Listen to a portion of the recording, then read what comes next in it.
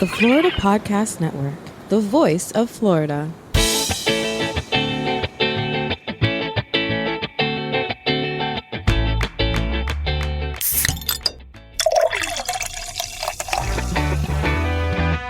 From Mallory Square in Key West to the Governor's Mansion in Tallahassee and all points beyond, you're listening to the Florida Beer Podcast, powered by FloridaBeerBlog.com, your source for all things related to the craft beer community in the Sunshine State.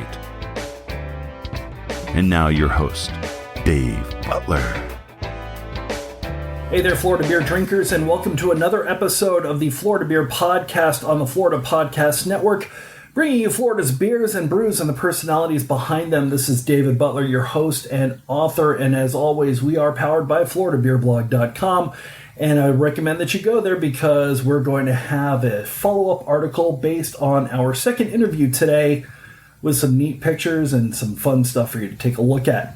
We have some fun today, but the first thing that we are going to do is we're going to be heading to Fort Myers and Fort Myers Brewing Company, and though they got started and made their name with beer, their hard seltzer line, Spykd, that's S-P-Y-K-D, has taken off, and they actually just won Best Seltzer at the recent Seltzerland Hard Seltzer Festival. Yes, we have gone so far into hard seltzer territory that they now have their own festivals.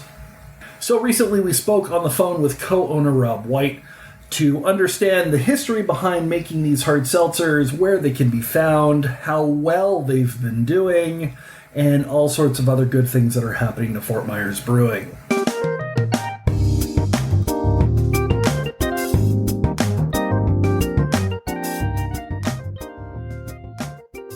So, Rob, as an elevator pitch, just give us a good basic overview of exactly what is Spykd.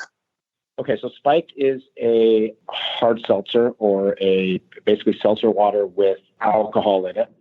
And what differentiates us from most others is we don't use any sort of artificial sweetener in ours. Everybody else adds, the fake sugars and whatever. We like ours with no sweetener whatsoever. So it's all natural flavorings, 0 carbs, 0 sugar, 90 calories per 12 ounce. And I really think our biggest thing is the no sweetener. Is it difficult to get the fruit flavors into a seltzer water, into a hard seltzer, without using the sweeteners and without using artificial flavorings? No, there's a ton of natural flavorings, or you can soak fruit or rinds or whatever in alcohol to extract flavors out of them. The hardest thing about brewing seltzers is keeping out the off flavors that come with fermenting a product it has no nutritional value that would normally come from a standard grain bill in a beer. And I've heard a number of brewers state that it's actually a little bit more difficult to brew the seltzers technically than it is just making a beer. When you first started getting into Spykd and creating those test recipes, did you find that there was a significant learning curve? Yeah, it's incredibly difficult from a technical standpoint, like I just alluded to with the off flavors. Yeast rely on nutrients that come from a standard grain bill, when you're brewing beer. And when you switch over to brewing seltzers, it's not a full grain bill of grain where has all these nutrients. So it literally took me about 2 years to perfect our product to where it is now. It took about, 3 months to get the original, it fermenting all the way out. But getting rid of so I got probably 10% of the way in terms of flavor. The hard part was getting that last little bit to where it's crystal clear and getting the off flavors out. And so it's much harder to get this right than it is to get a beer right, in my opinion. Interesting. So I guess the question is, why did you, even, with the bumps and bruises over the couple of years that it took you to create this, why was it important for you and for Fort Myers Brewing to go into a market that is rapidly becoming a main fixture? Talking about my local grocery store, they actually took away part of the beer cooler, and it's now just hard seltzers. Yeah. So when we started doing this a few years ago, when we started down the path, we just noticed that people would come in to our tap room and we serve beer and wine, not our wine. So there's a group of people that would come in, and if we don't have what they're drinking, then the group will leave fairly quickly. So looking at what the market or what the segment was driving in the market, it was clear that, seltzers were the next big thing. So we started dabbling in it, producing some. We released some in kegs for a while, and it really wasn't where we wanted it to be. And then, over time it got better and better, but we saw it exploding years ago and then just started working on it on our own. Excellent. And how has the word of mouth been between your patrons and the people that are coming in? And I guess, I don't know if this exists, but hard seltzer aficionados. It's pretty crazy, actually. It seems that most people that try our seltzer, their reaction is, wow, that's better than, insert other name here. I believe that it's very well received. Even people that are, beer drinkers. Personally, I've switched. I almost exclusively drink our seltzer now just because it's refreshing and not filling, and, I need to drop a couple pounds. And so it's been very well received. Interesting. And obviously you want your patrons to enjoy it, but getting accolades from the industry itself is something different, which brings us to Seltzerland 2020. If you could give us a rundown of what that is, and then we'll talk about how well you did. Okay. So there's a national company that go city to city doing these seltzer festivals. We've had beer festivals for how many countless years, and I guess they figured, hey, this is the next, up and coming thing. So they started putting together these seltzer festivals. I think they've done Denver. They've done a few. And we wanted in early, but we didn't have our packaging nailed down when they first started them. So Tampa was the first one where we were able to attend. We took 3 or 4 of our flavors. I don't remember which ones. And the feedback we got while it was going on was pretty incredible. Some of the people that work for and run the events told us that it was the best seltzer they had ever had. And then that was followed up by the vote from the people that attended the festival. I think there was around 1,000 people, and it came back that hands down, we were voted the best seltzer in the entire place. And this was a mix of some smaller seltzer companies and then the big ones, the ones that most people know about. That's amazing. So out of all of them, you were the ones that sort of reigned supreme. Has that affected your focus on the line? Are you looking at expanding just that particular business and growing?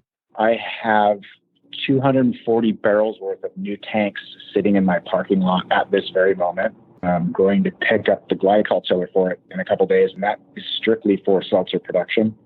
So yes, we're expanding as quick as we can. It's the process. I need some process improvements. It's a real time. It takes a lot of time. It takes a lot of man hours. So part of what I do is try to automate some of the process out and just streamline it.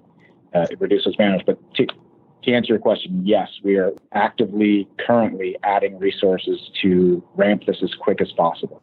Awesome. And obviously, one of the other great things, especially the last time that we spoke and the big news that came out last year in terms of ramping up and growth, is your plan for having sort of a campus in Fort Myers, taking some of the land that's very near to where you are right now and having an office park and kind of green space and obviously significantly larger brewery area. Once again, that was well before COVID hit. And now your tap room is open again. You're kind of still ramping up visitation. How has that affected your plans in terms of scope or scale or timeline? It pushed us back a little bit. Everybody wasn't working, and our plan is to still move forward. We actually today submitted our permit to the Army Corps of Engineers, and that process can vary anywhere from 6 months to 24 months. I'm hoping for the 6-month time frame. But we're moving full steam ahead. We purchased 23 acres that touches the 2 properties that we're on now, and the new one touch each other. So it's not a far distance move, but it will be a drastic increase in indoor drinking area, indoor brewing area, outdoor music venue, grass area to eat and drink, covered areas to get your food. It's just a big upgrade from where we're at now in an industrial park.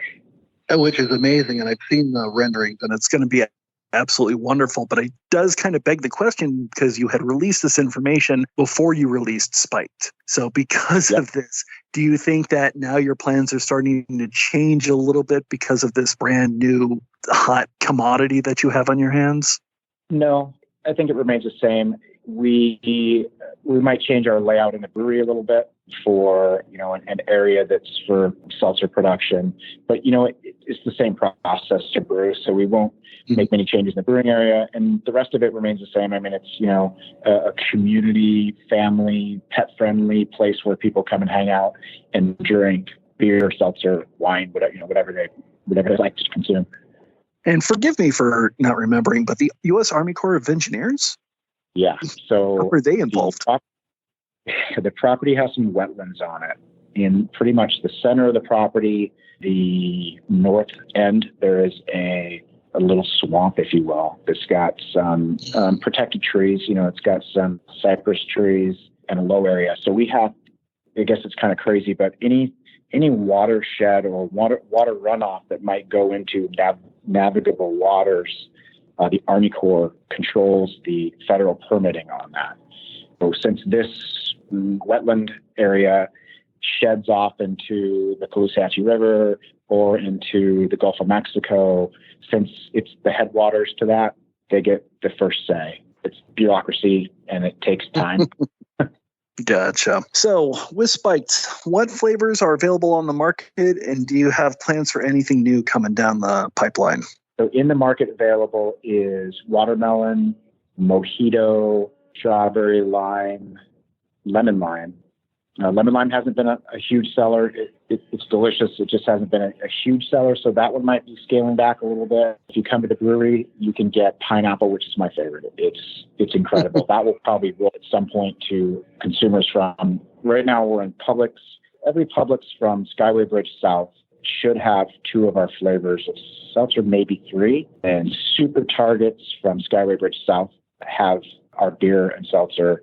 The Publix also have beer. And then Walmart from Skyway Bridge South also carries our beer and seltzer.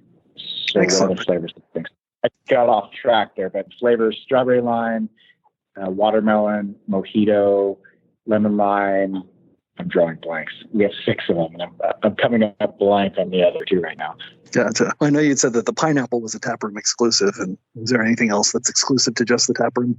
When we experiment with flavors, we'll do them in the taproom. We do a lemonade, which isn't crystal clear like all of our other ones, just because it has lemon in it, so it's a little bit cloudy. We started mixing that with or putting it in our slushy machine. So we do lemonade spiked slushies, which are pretty incredible. Mix it with a little bit of a raspberry Berliner Weiss, and it's pretty amazing. Oof. That sounds incredible. Really good. That sounds incredible. Well, Rob Whyte, Fort Myers Brewing and Seltzery, I don't know what you call a seltzer making facility. Thank you so much, and I definitely need to get back out there to try some of your Spykd. For sure, yeah, you're welcome anytime. Thank you. Hey there, fellow Florida beer enthusiast.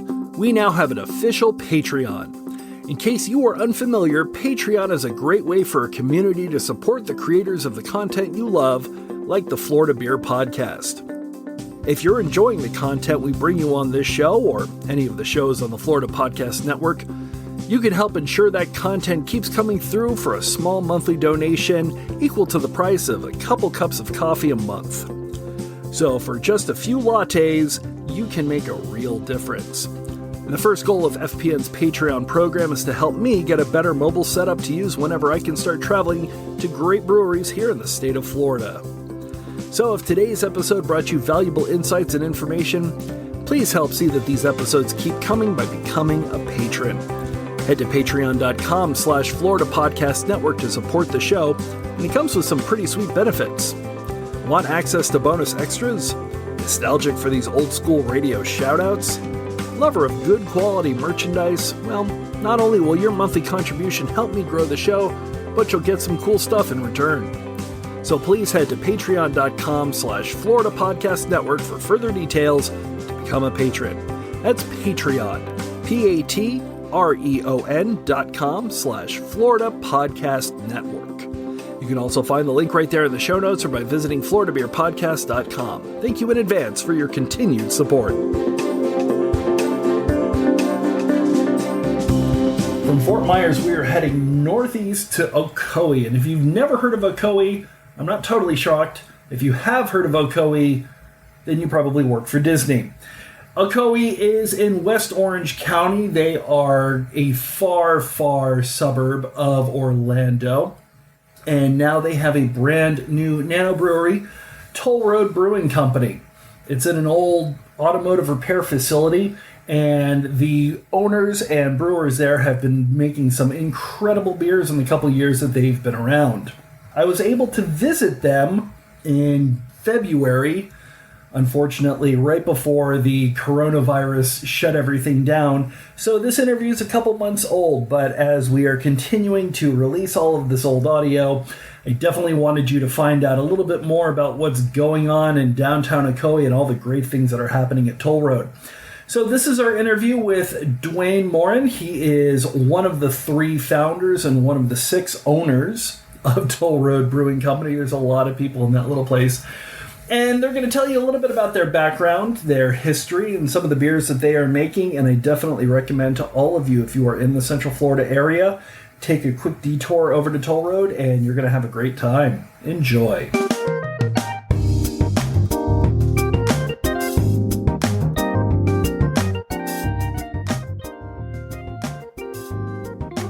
How did you get started on this interesting journey?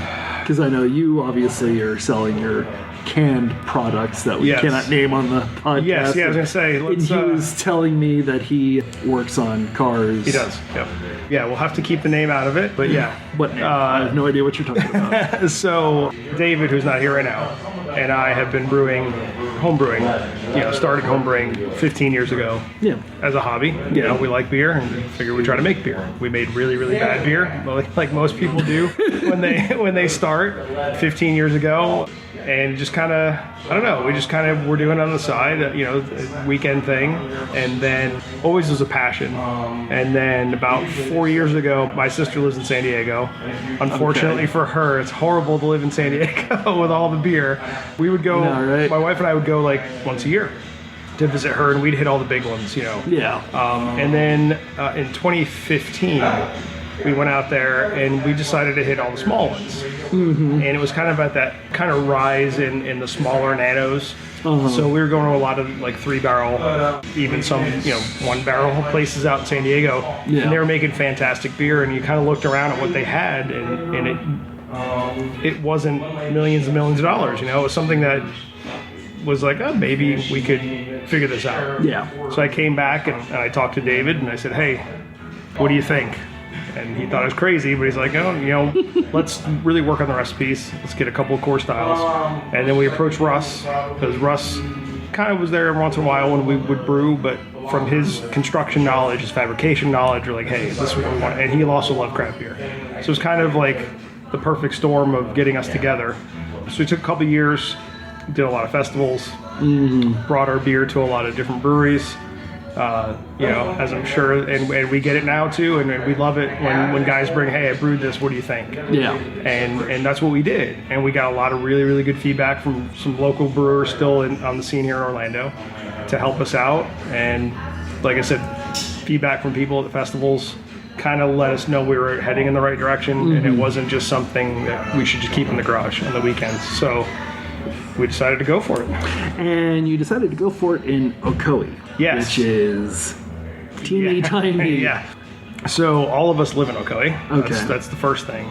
The second thing is Ocoee has some really big plans that have been approved. All the funding is earmarked that they're redeveloping downtown. Interesting. Are we technically in downtown? This is okay, it. Gotcha. This is it. Well, I mean, I was just going to say, because I wasn't expecting it. I'm familiar with Winter Garden, obviously. And, kind of driving through the industrial park, and then all of a sudden you make this right turn, or left turn, and you've got this charming little, I want to say Main Street USA, sort of looking downtown, which looks like it's starting to be revitalized. It is. So it sounds like that's the case. It is, yep. So they really want to see a Winter Garden type downtown. That's what they've envisioned. So the plans include mixed-use buildings, so residential above retail, which we know that's fantastic, right? And so a lot of it started along Blueford where City Hall is. That's all been redone with public parking, and it's great. And so now they're going to start coming down these, so McKee, they're going to start coming down those roads. And the plan is to actually connect the next street over from us directly to where you get off the 429. Okay. So you can kind of cut out that curve. And then also bring the West Orange bike trail over this way, which is why there's a bike shop that moved across the street that moved from a different part of Ocoee about maybe 8 months ago, because they knew that the trail was going to be moving. That brings them business. So everybody's moving in preparation. We were the first. I mean, we're really early. And as anything with projects that large, there's drawbacks, there's delays, and so they are they're moving slow, but they're moving. And with all of this revitalization, how was the city of Ocoee when it came to prepping the building and permitting and whatnot for a brewery? They were fantastic. It's no secret, it being that Winter Garden is our closest city. Obviously, city managers talk to each other, planners talk to each other, and they realize what bringing the Crooked Cannon to Winter Garden did for Winter Garden in Plant Street. So they knew that any type of brewery will build that nucleus of community. When we went to them, it wasn't like they thought it was crazy. They were like, this is exactly what we've been looking for. So it went very, very smoothly with the city and the zoning and everything like that to get us here. It was really, really good. That's remarkable, considering some of the stories that I've heard from this area. Yeah. Not Ocoee, obviously. But, it's not easy. A lot of cities, municipalities are difficult to work with, but lucky for us, they're not. Yeah.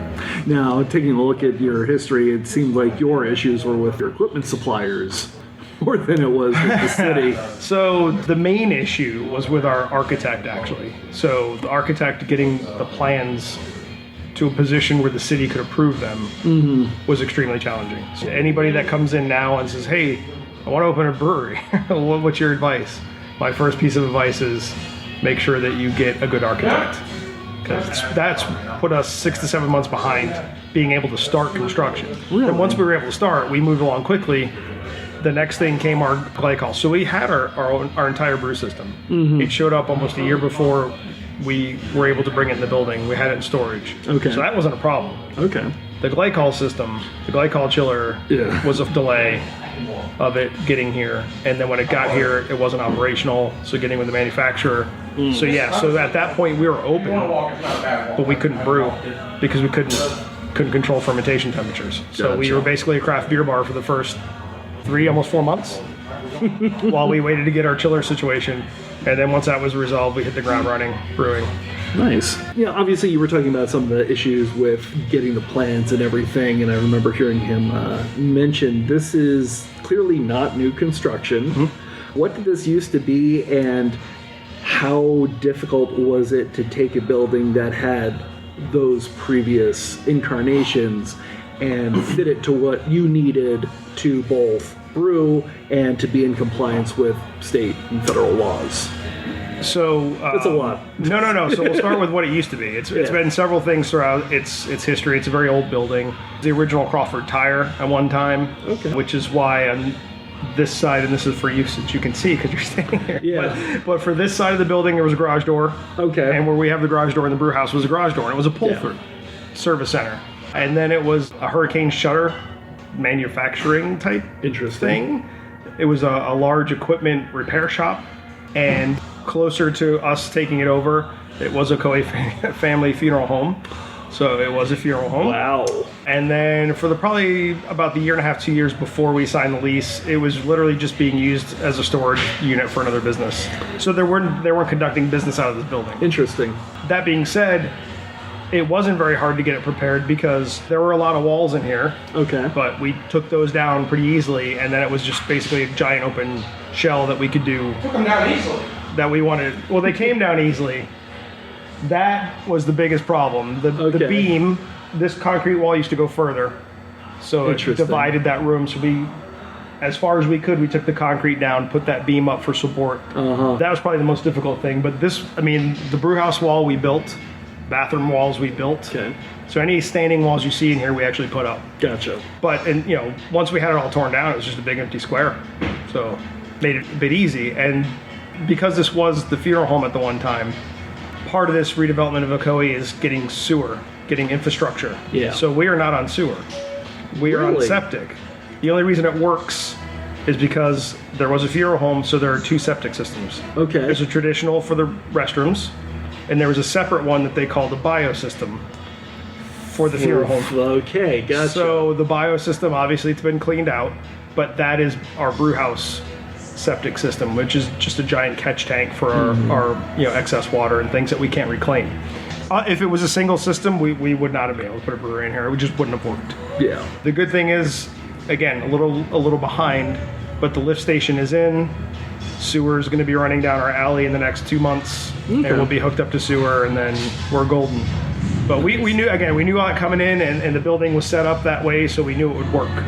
So it actually worked to our benefit with some of the previous tenants of making this work as a brewery. Interesting.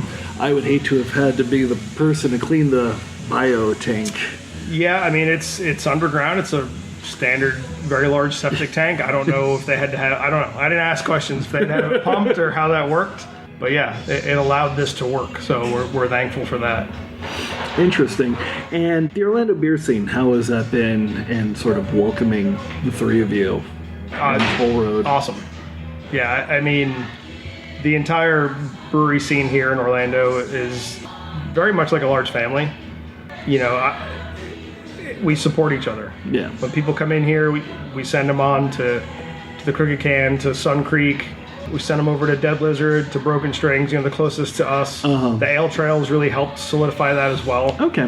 We have the Central Florida Guilds. We have our meetings bi-monthly where everybody gets together, and it's great. I mean, somebody needs hops, you call, hey, you guys got it, I got it, and we take care of each other. Because I've noticed one thing about Central Florida is there is a thriving beer community here. It's very spread out, though. Yeah. It doesn't have a main concentration like Tampa or St. Pete or Jacksonville or whatnot. Does that make things a little bit difficult, especially when it comes to getting people in the door? Yes and no. I mean, it kind of forces us to work together as a community because we are so spread out. So it kind of forces you to help to push people to other breweries. But yeah, getting people in the door, like, when you go to, for example, my wife and I go to St. Pete a lot. You go down, you park your car, and you can just walk all these breweries. And that's awesome. And you don't really have that here. There really isn't walkable breweries near each other except for Sanford. Sanford's got a nice scene going on where you can walk from brewery to brewery. Okay.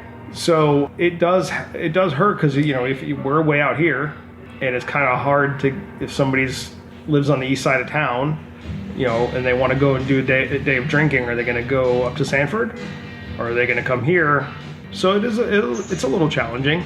But the more of us there are now on this end of town, really, Crooked Can's 3 miles from here, Sun Creek's 12 miles from here.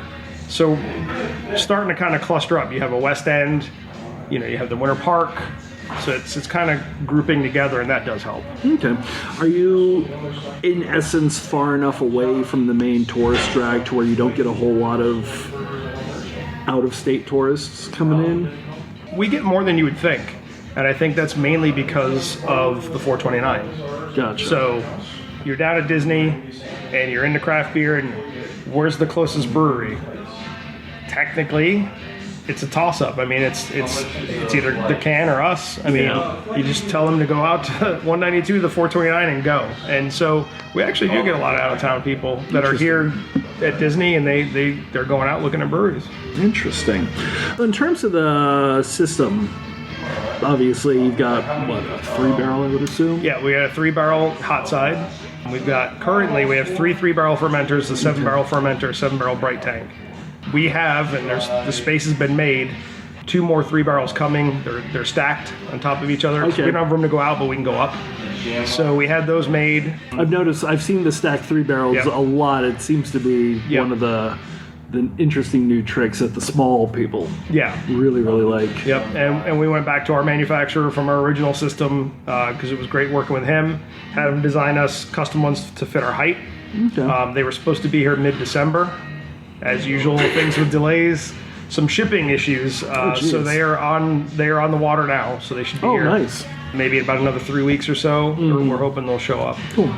And how much do you get out of that system? Because you've got a pretty significant tap list going right now, and I know there's one beer that you had posted on social media that's only available today. Yeah. Which is kind of remarkable, seeing as you don't have a ton of space for liquid. So we still have a half-barrel pilot system, our old system. So we'll break that out and brew test batches. Okay. And if it's good, it's all on our license. So if it's good, then we'll if it's not, we'll dump it. But if it's good, we'll put it up there and see what people think before moving to a full 3-barrel batch. Gotcha. So, right now it's a lot of, figuring out which our best sellers will double batch. The others, it's like Tetris with the tanks, trying to figure out how we're going to brew to keep that many on. I mean, when we started, we had 3 of ours on, and then we've just grown and grown and grown. So now having 12 out of 14, I didn't expect that we would be there. And when we get those other 2 tanks, it'll just make it easier. Yeah. We can start maybe experimenting with some lagers, just have that extra capacity. So yeah, it'll make it easier. We're not going to be able to make more beer, so to speak. It'll just take the pressure off the schedule a little bit. And in terms of the beer, what generally moves the most in Ocoee? So our number one seller still to this day is our Irish Red. Really? Which is, odd. That is style to be your number one. Yeah. But it is far and above our number one selling beer. Our other 2 big ones are Kolsch, which we're actually out of right now. That's that Tetris with the tanks. So, it's actually crashing right now. The Kolsch and the Porter have been big sellers as well. We have a vanilla coffee cream ale that's also, in the top 5.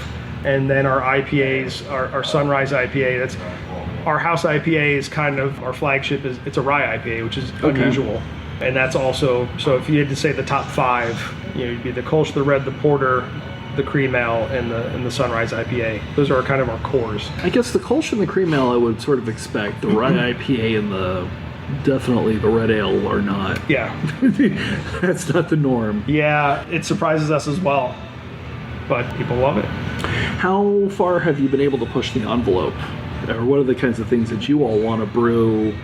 And how has the community been receptive to something like that? Yeah, I mean, we do an ESB as well, which is not many people do an ESB, and we do, and it was received very, very well. So we're going to bring that back in the spring. Okay. We did the brown kind of through, Florida winter, and then as we move back into spring, we'll put the ESB back on. But the ESB did very, very well. We do a lot of different fruit treatments, so people.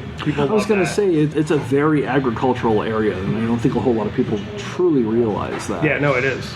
With the treatments, is it more what the recipe should be, or more what can you get, and then you sort of build from there? More or less, what's just going to play with the base beer.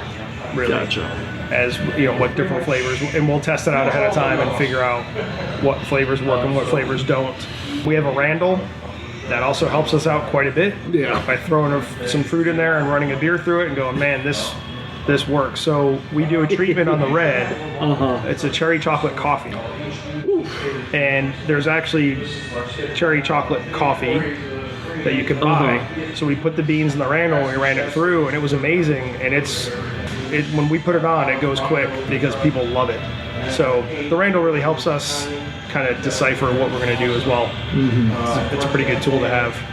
It's a pain to clean, but it's a good tool to have. Is there a lot of pressure in this area to do the big, I don't want to say just barrel aging for the sake of barrel aging, but the bomber releases, the big, hyped, line around the block sort of beers?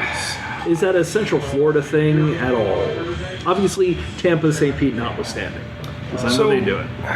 I think that the breweries that do it, Tactical starting to do some can releases, Sideward with their can releases, they do very well. I don't necessarily know its lineup around the block like you'd see at Hidden Springs over in Tampa, for example. Yeah. And for us out here, we do growlers. We have a growler machine. We did not have one until the CBC last year. We went ahead and bought one. Gotcha. And it's been awesome. People love the fact that you can get a growler to go. But we haven't really had people asking us, hey, where's the 4-pack cans? Not here, not yet. And I think that has a little bit to do with where we are. Yeah.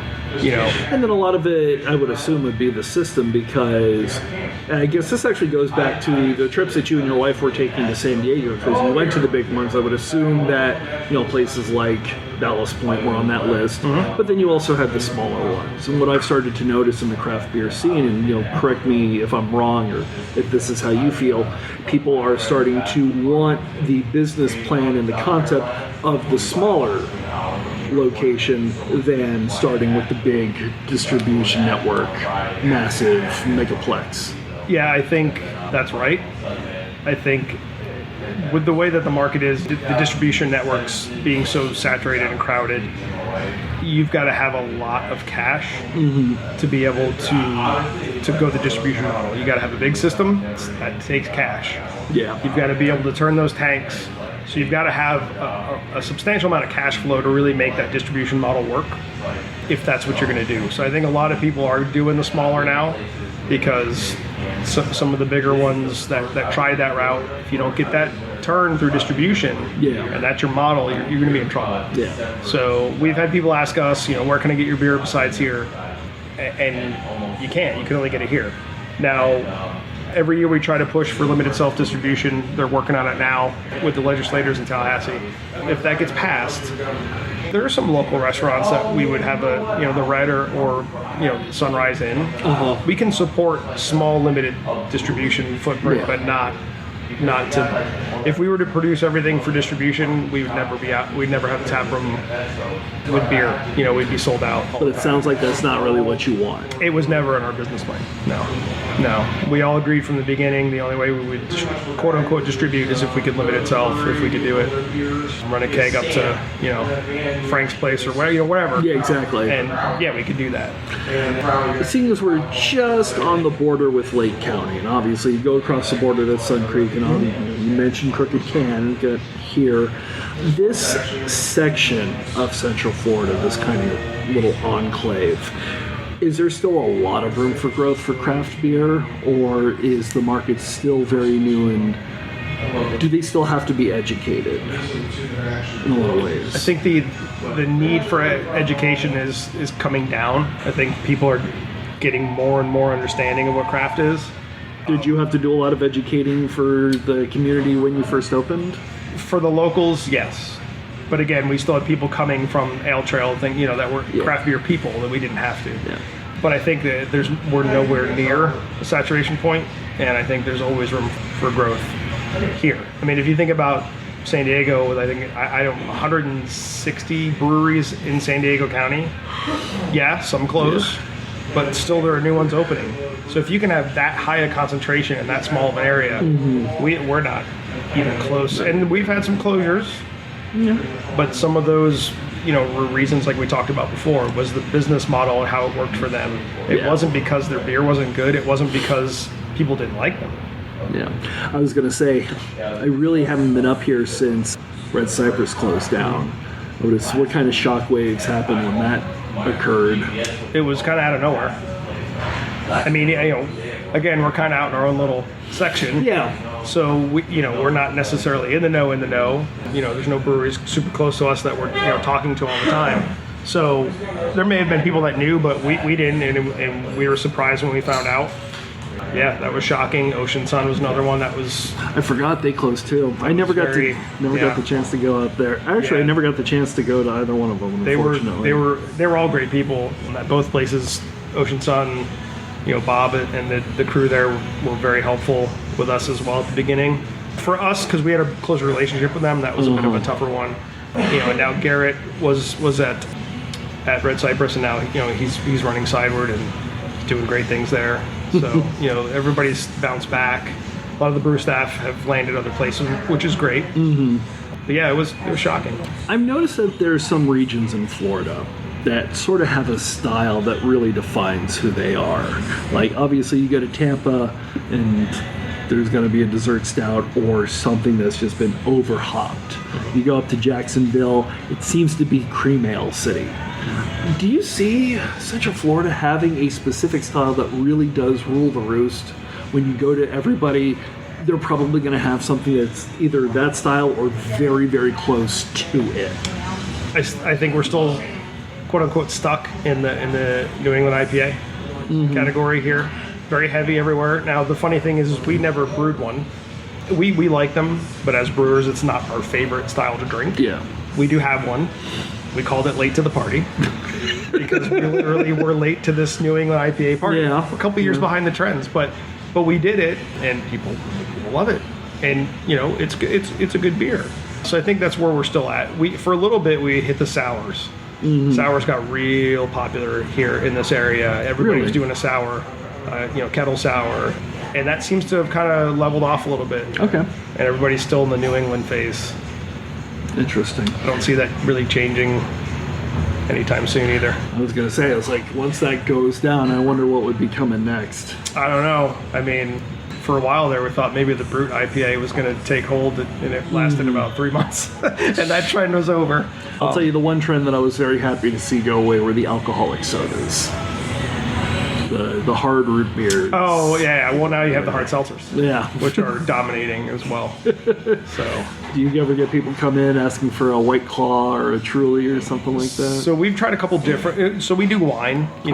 Individual servings of wine. And so we were trying some different things. The High Noons were doing pretty well, but we just actually brought in the Trulies because, that's what the people want. That aren't drinking beer, that's what they want. Yeah. Got to give people what they want. Come in with a large group, not everybody's going to drink beer. Okay. Be perfectly honest with me, because I've always been curious and I've never asked this question before. But if somebody comes in to Toll Road and, group of 6, 5 people are drinking your beers, one person decides to stick with wine, is there a part of you, no matter how big or small, that's frustrated that they won't try the stuff that you made with your own 2 hands? Not at all. Really? Yeah. Honestly, not at all. Some people don't like beer. It's just not for them. You can't fault them if they don't, I don't like wine. Mm-hmm. If I go to a winery, I'm not going to drink wine. We were in Georgia, and there was a winery because my wife loves wine. Mm-hmm. So she wanted to go to the winery. Now, luckily, we walk in, and they're doing samples of wine, and right there they have a cooler with craft beer, local Georgia craft beer. And I was like, this is perfect. I'll take a beer. And not once did I stop to think if I was hurting their feelings. It's because they have the beer, so clearly they know. So with us, having the wine, I know it's not going to be for everyone, so we have options for those people, and it doesn't bother me. Okay. One thing, obviously, because you're sort of, in a lot of ways, an anchor of the new revitalization that Ocoee is doing downtown, obviously people are coming to you. What kind of outreach are you doing to the community as a whole, and is that something that you knew that you wanted to do even before you opened your doors? So we try to partner a lot with the Ocoee PD and do some things, sponsor the golf tournament, do the Toys for Tots type thing. Okay. That's pretty much what we're doing at this point. That involves the community here in Ocoee. Outside of that, we haven't started to do anything else with like a Rotary or anything like that at this time. So that's kind of where we concentrate. Has the community come here? Do people generally come here just because it's a location for civic events or even just for meetings? Because I've noticed that with a lot of other breweries that come into very small communities, it takes on the traditional European meaning of what a pub was, being that just the meeting place. Yeah, we have some groups that come in regularly to do their after meeting. And we do have a lot of people that want to do birthday parties or anniversary parties or stuff like that here as well. They always think about us, which is cool. We do have those people that do come here to talk over business and meet. And obviously family friendly. Absolutely. And dog friendly. You're smiling. Yeah. And I saw some stuff on social media concerning that. Wow, what is going on with that right now? And well, technically, you're not allowed to have dogs in tap rooms by state law because they consider us food facilities, which we're not. We have rotating food trucks, but we don't serve food. So technically, you're not supposed to. We have pets. I love my dog. So We allow people to bring them in. They have to be leashed, for sure, and they have to be well behaved. Now, there's been a flare-up recently at another brewery with some things, and so we'll see how that plays out. We may get somebody coming in from the health department saying we can't, and if they say we can't, we can't.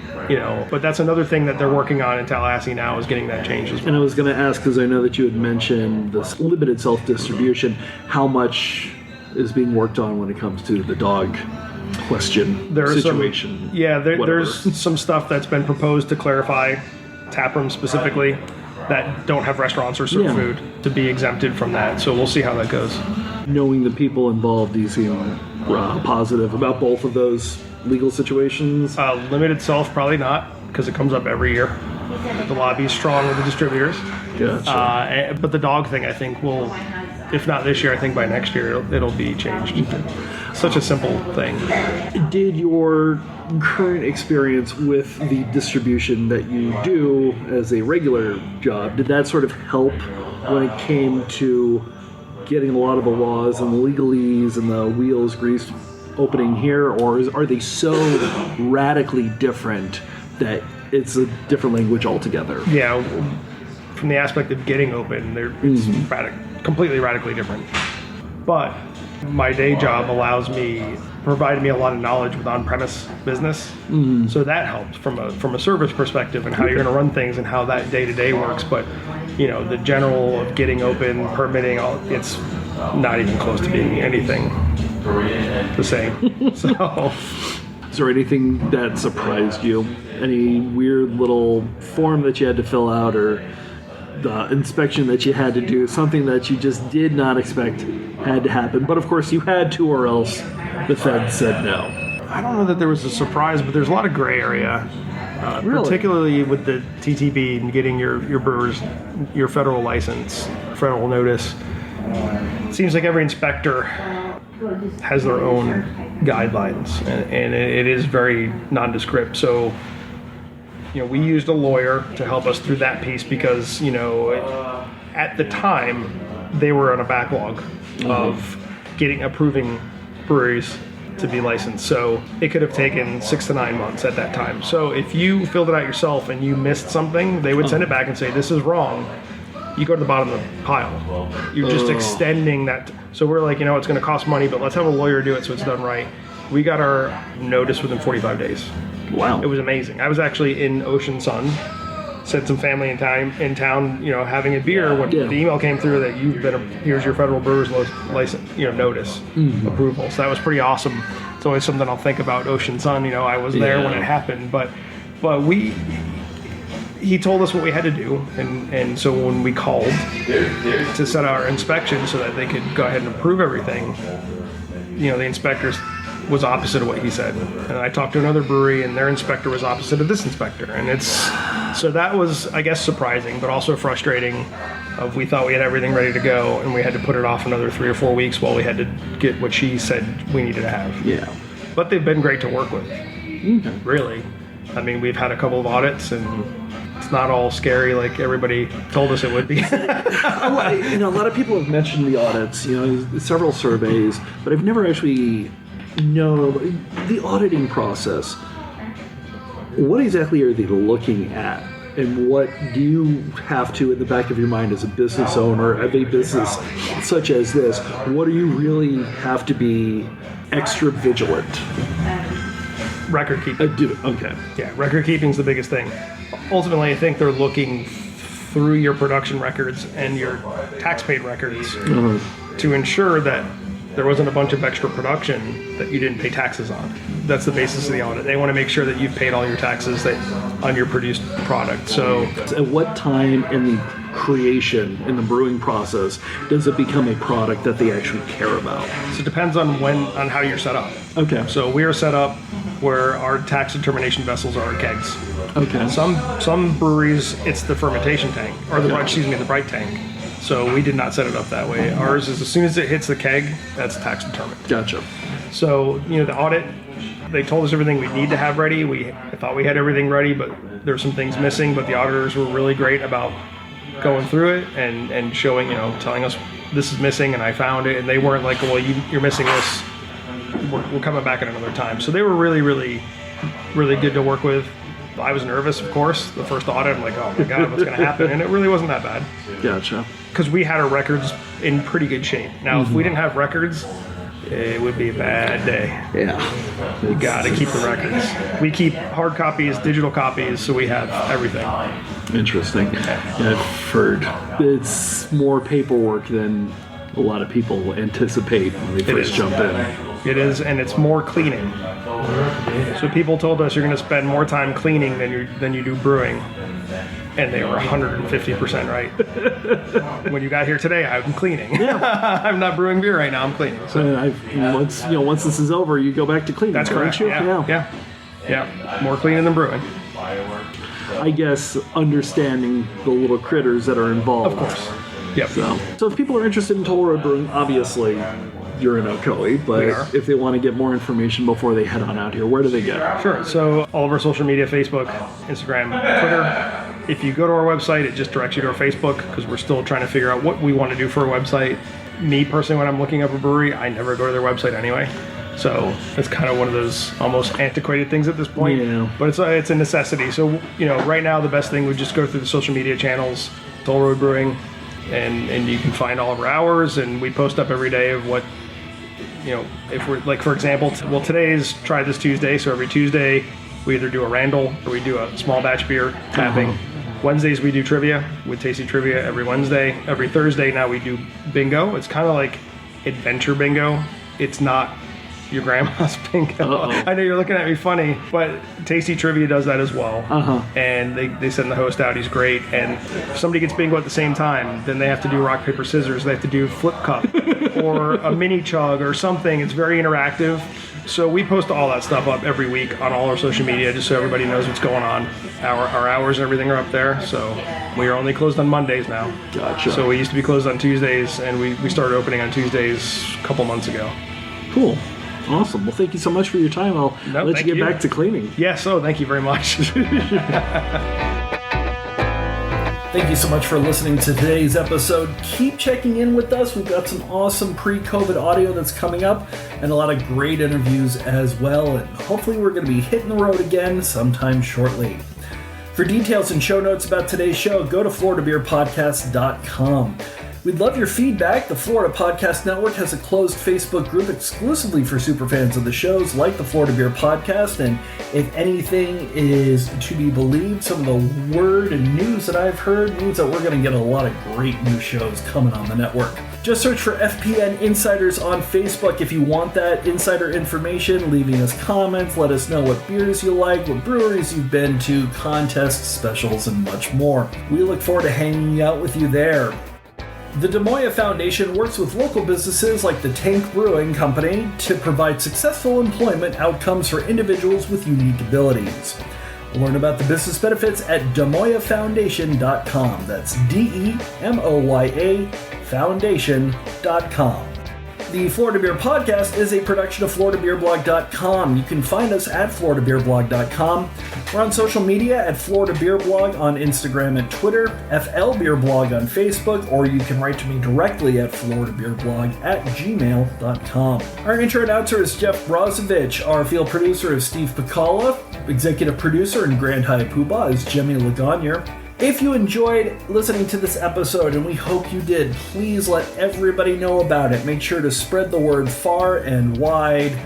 That way we can grow. It doesn't cost you anything. We're not asking for a nickel, but if you do have a nickel, we'd love to get some beer money into us. Thank you so much. Make sure to subscribe to us on the podcasting app of your choice. If that podcasting app happens to be Apple, leave us a nice 5-star review. Doesn't hurt anything. Thank you so much for today's guests. We will see you all next time. Thank you so much for listening, and drink Florida Craft.